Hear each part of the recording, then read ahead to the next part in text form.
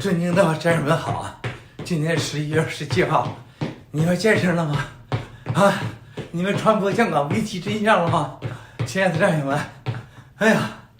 从昨天16号到现在，香港的抗议运动发生了巨大的变化。昨天我给大家这个传播2个小视频，你看我戴着耳机，我那个手拿着录，实际上我那个耳机连着另外一个手机呢。因为这个并不是用这个手机录的，因为有内部的战友们告诉我说，他们接下来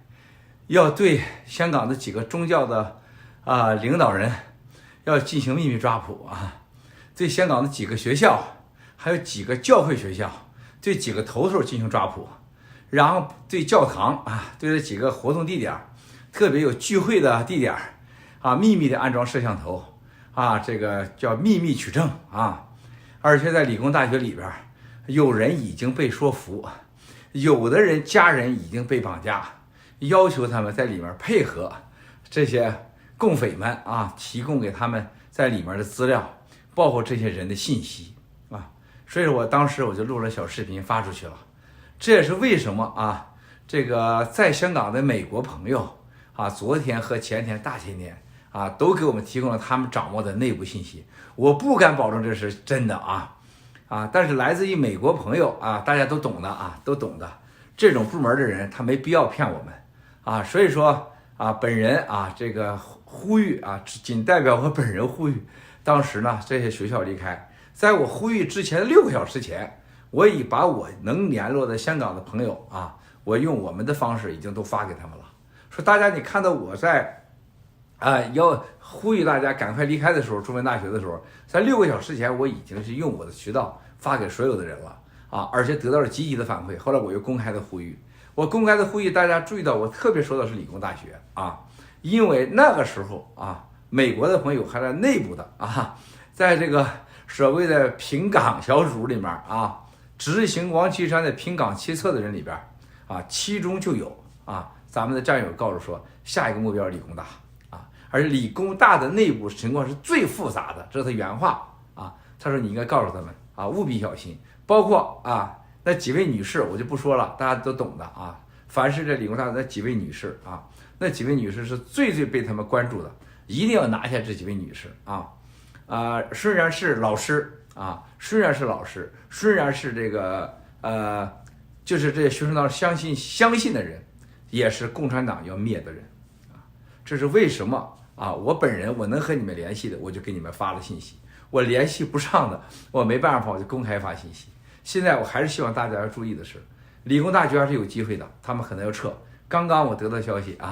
说可能要演给全世界看演给香港看，他们撤回来。你看我都到这种情况下了，我撤了但是他们还得这样还在跟我们斗这是共产党一贯以来示弱卖萌装傻然后装饰公平包括前天出现在那个大街上那个姓王的叫王岩的这位这个驻港部队的领导战狼部队，大家好好研究战狼。新疆人现在最好的报仇机会，去香港找战狼去有血性的新疆人该去香港找战狼去。就是这些人在陈全国和孟建柱的领导下彻彻底底的把香港人干掉了无数个强奸、轮奸、杀害，不论老少全部杀害当年战狼行动当时在香港灭村的人也是战狼大家有种的新疆人应该上那找他们去。现在他们不在新疆了，他们到香港了，你会更容易的到达那个地方。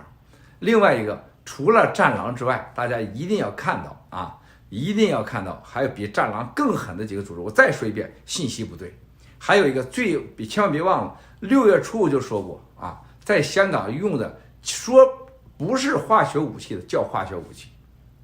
大家看到了蓝色的水炮，还有打出的这个整个瓦斯弹，包括现在很多这个他所谓香港警察武警用的那个警棍都是不一样的。大家可以看一看，警棍有很多种，有一种警棍是打到你身上去让你骨头碎，但是肉没事有一种警棍是打让你疼，是肉皮绽肉破，骨头没事儿。这是为什么？像警察打你头打到你头上头不破，但是你脑震荡、脑傻啊，所以很多人就是被他打完以后，整个人就傻了啊。这千万记住，现在对付你的，就像我们尹队长说的啊，对付你是战争的手段啊，绝对不是所谓的平暴治安的手段。刚才这个陆安谈啊，这个讲的特别好啊，我们安红女士今天特别好，这连包皮啊、割包皮和受洗都说出来了，这是很比例很对的啊。当时啊，诺亚方舟建完以后，最重要的也是鸽子放出去，把鸽子从船里放出去，鸽子一看水退了，衔回了橄榄枝啊，这就是鸽子和橄榄枝，橄榄枝象征着和平平安，鸽子给你带来了和平啊。现在我们战友们千万不要戳等啊，香港的学生跟他们硬碰硬，我们要做鸽子橄榄枝啊，千万要有本事你去啊，有本事你去，香港的勇士应该活着。健康的活着，而且要是非常棒的活着，这才是我们所有人的机会。我们这帮人都在，包括我现在都讲的是口炮啊，凭什么戳等人家上街啊？这太像那王八蛋欺民贼了。人家前进的时候，你让人家放弃，让人家投降啊；当人家面临困难的时候啊，你就说冲，你让他死去，要么让他投降，要么他送死。这帮孙子太坏了，欺民贼太坏了啊！但是我要给大家讲个最东北人爱讲的笑话啊。就是家里边一个农夫家里边鸡和猪的对话啊，这个鸡问猪啊，主人干什么去了啊？他说听说去啊，这个买蘑菇去了。鸡撒丫子就跑。猪说你跑啥呀？他说你他妈傻呀啊！如果你听到主人啊去买粉条，你还在那待着吗？啊，这是个笑话，那就是很简单。鸡听说主人要买蘑菇了，就是东北的小鸡要炖蘑菇了吗？那鸡不赶快跑吗？是不是？猪你要听说买粉条去了主人，那不就杀猪吗？是不是？杀掉猪肉要炖粉条了吗？那你就有反应。这个民间的笑话就起码的告诉所有的啊，咱们香港的同胞孩子们啊，一定要保存自己啊，这个妥协绝对不是投降啊，让步不等同于投降啊，是为了最终的赢啊！大家一定要记住，现在就是上山坡的时候，你一定趴在马背上，就是你胜的时候。现在下山坡你要挺起胸的时候，但你要记住，这个真的是起而复之，复而起之，居中制衡，你得选择中间对你最有利的啊。该退现在赶快闪，而且一定要记住啊，内部有人不一定是间谍，他是被威胁了，还有内部人啊，现在给外面的通信啊会出卖你们。现在香港理工大还有机会啊，还有机会，不是说没有。啊！但是所有的学生们，包括那几位女士，还有那几位学校的领导们，让孩子保存下来，让孩子们安全是最重要的啊！这是最重要，求求了，拜托了啊！包括接下来国际上啊，所有的压力会日益增长，或每小时在变化。据我所知啊，今天下午在华盛顿啊，今天下午几个秘密的会议都是关于香港的。而且国会山还成立了专门的小组啊，所以说稍微给点时间，美国不是我们的美国，欧洲也不是我们的欧洲，国际社会也不是我们的，连美国人他也搞不定。咱们尽全力，所有人为香港的真相传播啊，所有的战友们传播，用手指头传播。然后呢，我们有渠道的想尽办法去呼吁，让美国和西方世界高度的重视香港